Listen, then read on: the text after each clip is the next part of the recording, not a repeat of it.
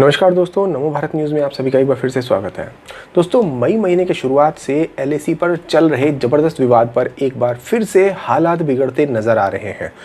भारत की व्यस्तताओं का फ़ायदा उठाते हुए चीन और पाक एक साथ भारत से भिड़ने को तैयार हो चुके हैं और कभी भी भारत पर हमला करने की तैयारी कर सकते हैं और इसके सबूत भी अब सामने आ रहे हैं। खुफिया इनपुट्स भी इसी ओर इशारा कर रहे हैं। आपको बता दें, दरअसल गलवान में मुंह की खाने के बाद चीन बुरी तरह से बौखलाया हुआ है और दुनिया भी उसका साथ इस समय नहीं दे रही है, क्योंकि उसने कोरोना देकर दुनिया को पहले ही खुद से दूर कर लिया है।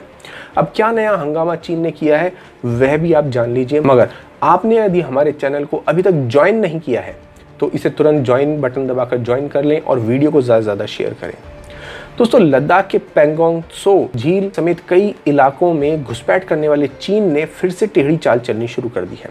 चीन ने भारत से कहा है कि यदि वह पैंगोंग त्सो झील इलाके में अपने सैनिक पीछे करता है तो ही वह अपने सभी जो सैनिक हैं समान मात्रा में और समान दूरी पर अपने सैनिक पीछे लेकर जाएगा। यानी कि उसने भारत के सामने पहले शर्त रख दी है, यानी कि एक तो चोरी और ऊपर से सीना जोरी, यानी कि भारत को ही वो झुकने के लिए कह रहा है। जबकि भारत का रुख चीन समझ चुका है कि अब भारत किसी भी मुद्दे पर झुकने तो वाला नहीं है। अब इसके चलते भारत जब झुकेगा नहीं तो चीन आगे बढ़ने की कोशिश करेगा ही। आपको बता दें, भारत ने चीन के इस प्रस्ताव को पूरी तरह से खारिज कर दिया है और उससे 5 मई से पहले की यथास्थिति बहाल करने को कहा है। बता दें कि भारत चीन के बीच पूर्वी लद्दाख के मुद्दे पर पिछले 14 सप्ताह से चले आ रहे गतिरोध को तोड़ने के लिए दोनों देशों के बीच रविवार को ही कोर कमांडर स्तर की 5वीं बैठक भी नाकाम रही। इस बैठक में मुख्य रूप से पैंगोंग त्सो झील इलाके पर चर्चा की गई और चीन के कमांडरों ने कहा कि जब तक भारत के सैनिक समान दूरी और मात्रा में पीछे नहीं हटते तब तक वह भी अपने सैनिक पीछे नहीं हटाएगा।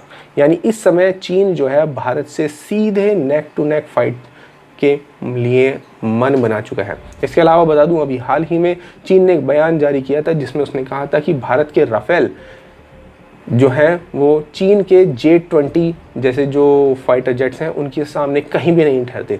जबकि सच्चाई क्या है ये चीन और पाकिस्तान दोनों अच्छे से समझते हैं। यानी कि चीन लगातार भारत को उकसाने की कोशिश कर रहा है। अब इस बैठक के निष्कर्षों पर चर्चा करने के लिए मंगलवार को दिल्ली में चाइना स्टडी ग्रुप यानी कि CSG की मीटिंग हुई। मीटिंग में शामिल अफसरों ने कहा कि चीन का प्रस्ताव मानने का मतलब ये होगा कि भारत अपने अधिकार वाली फिंगर 2 पोस्ट पर लौटे तो चीन फिंगर 4 से पीछे हटकर फिंगर 6 तक चला जाएगा। इस प्रस्ताव को माना गया तो चीन का दावा फिंगर 8 से बढ़कर फिंगर 6 तक हो जाएगा, जबकि भारत को फिंगर 4 से अधिकार गंवाकर फिंगर 2 तक सिमट जाना होगा और ऐसा भारत कभी नहीं करने वाला। इससे भारत LAC पर बड़ी ज़मीन गंवा बैठेगा। साथ ही प्रस्ताव मान लेने पर चीन भविष्य में और ज़्यादा ज़मीन कब्जाने के लिए प्रोत्साहित हो जाएगा। ये ठीक वही बात है जो मैं सदा कहता आ रहा हूँ कि चीन की एक बड़ी ही जो है सोची समझी नीति है कि पहले आप किसी दुश्मन के इलाके में 10 कदम तक घुस जाओ और फिर झगड़ा होने पर झगड़ा समाप्त करने के लिए 8 कदम पीछे आ जाओ। ऐसे में आप 2 कदम जो है ज़मीन कब्जा कर बैठोगे। अब करीब 3 घंटे तक चली चर्चा के बाद चीन के इस प्रस्ताव को खारिज कर दिया गया है। बैठक में शामिल army chief general Manoj Mukund Naravane को निर्देश दिया गया है कि वह चीन की सेना को अवगत करा दे कि उसका प्रस्ताव भारत को बिल्कुल भी स्वीकार नहीं है और अपने निर्णय पर भारत अडिग है। CSG ने फैसला किया है कि फिलहाल चीन के आगे कदम का इंतजार किया जाएगा, उसके बाद ही भारत अगला कदम उठाएगा। सेना को निर्देश दिया गया है कि वह किसी भी हालात से निपटने के लिए संपूर्ण LAC पर अपनी तैयारियों को जारी रखे, बल्कि और ज़्यादा अलर्ट रहे। साथ ही सर्दियों में LAC पर 35,000 जवानों की तैनाती के काम को आगे बढ़ाया गया है। यानी कि अब सर्दियां आने वाली हैं, जैसे जैसे बरसात खत्म होगी पहाड़ों पर सर्दियां आनी शुरू हो जाएंगी तो ऐसे में वहां पर और भी ज़्यादा तैनाती की ज़रूरत पड़ेगी। बताते चले कि पिछली कोर कमांडर स्तर की बातचीतों के बाद सेना और विदेश मंत्रालय अलग अलग ब्रीफिंग जारी करते थे, लेकिन इस बार किसी ने भी बैठक की ब्रीफिंग जारी नहीं की।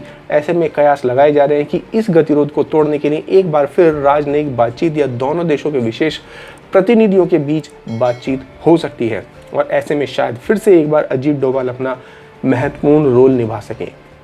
सूत्रों के मुताबिक PP-14, PP-15, PP-17 और PP-17A पर डिसएंगेजमेंट प्रक्रिया पूरी हो चुकी है। दोनों देशों ने टकराव टालने के लिए आपसी सहमति से इन सभी इलाकों में अपने सैनिक जो हैं वो पीछे कर लिए हैं, लेकिन पैंगोंग त्सो इलाका ऐसा है जहां पर चीन बिल्कुल भी बाज नहीं आ रहा है।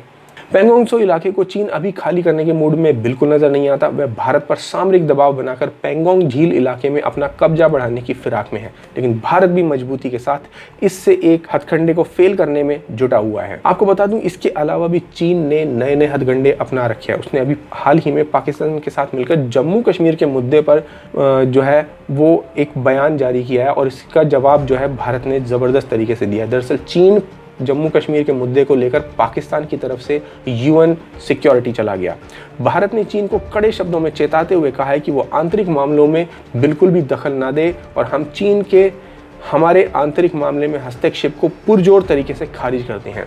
भारत ने अपने बयान में कहा है कि हमें चीन की हर उस हरकत के बारे में पता चल जाता है जिसमें उसने भारत के केंद्र शासित प्रदेश जम्मू कश्मीर के मुद्दे पर UNSC में बातचीत की है। ये पहली बार नहीं है कि चीन ने इस मामले को UNSC में उठाया हो। यह ऐसा पहले भी इसी साल के जनवरी और फरवरी के समय में कर चुका है, जो पूरी तरह से भारत का आंतरिक मामला है। हालांकि हर बार की तरह इस बार भी चीन को अंतर्राष्ट्रीय बिरादरी का सहयोग नहीं मिला। हमने भारत के आंतरिक मामले में दखल देने की चीन की कोशिश को नाकाम कर दिया है। बता दें कि पाकिस्तान के चीन के जरिए जम्मू कश्मीर को अंतर्राष्ट्रीय मुद्दा बनाने की जो कोशिश है उसे भारत ने विफल कर दिया है, लेकिन जम्मू कश्मीर पर संयुक्त राष्ट्र सुरक्षा परिषद में हुई अनौपचारिक चर्चा बिना किसी निष्कर्ष के खत्म हो गई। बंद कमरे में हुई बैठक में न तो चर्चा का कोई रिकॉर्ड मेंटेन किया गया और न ही अपना कोई निर्णय ही जाहिर किया गया, बल्कि इस पर उल्टा चीन और पाकिस्तान को लताड़ पड़ी। UNSC के सदस्यों ने कहा कि ये एक ऐसा मुद्दा है जो कि भारत और पाकिस्तान के बीच का द्विपक्षीय मुद्दा है, इसमें किसी तीसरे का हस्तक्षेप बिल्कुल भी स्वीकार्य नहीं है और ऐसे मुद्दों पर UNSC का बेहद कीमती समय बर्बाद करना बंद कर दें चीन और पाकिस्तान, क्योंकि ऐसा करके इस दुनिया में जो समय जो टफ टाइम चल रहा है जिसका जो जनक है वो चीन है, ऐसे समय में चीन और पाकिस्तान यूनाइटेड नेशन और सिक्योरिटी काउंसिल का इतना कीमती समय बर्बाद करके सिर्फ और सिर्फ अपनी मूर्खता जाहिर कर रहे हैं। इसके लिए चीन और पाकिस्तान दोनों को ही अन्य देशों से खूब लताड़ पड़ी। इसका मतलब ये है कि शायद अब तो जाकर चीन और पाकिस्तान बाज आए, लेकिन ऐसा होता नज़र नहीं आ रहा है, क्योंकि भारत ने पहले ही अपनी सेना को अलर्ट मोड पर डाल दिया है और साफ साफ कह दिया है कि चीन के ऊपर एक धूल के कण बराबर भी विश्वास ना किया जाए। चीन बिल्कुल ऐसा व्यक्ति है जिसके ऊपर अगर आप विश्वास करेंगे तो अगले ही दिन वो आपकी आंखें फोड़ लेगा या आपकी पीठ में खंजर घोंपेगा, ये निश्चित है। तो दोस्तों, आपका इस पूरी खबर पर क्या विचार है हमें कमेंट बॉक्स में लिखकर ज़रूर बताएं। साथ ही साथ बॉयकॉट चाइना ज़रूर कमेंट बॉक्स में लिखें और साथ ही साथ चीन को उसकी औकात दिखाने वाले 2 शब्द ज़रूर बोल दीजिए, मज़ा आ जाए। धन्यवाद, जय हिंद। वीडियो को लाइक, सब्सक्राइब और शेयर करना ना भूलें। अपने विचारों को कमेंट बॉक्स में लिखकर हम तक जरूर पहुंचाइए।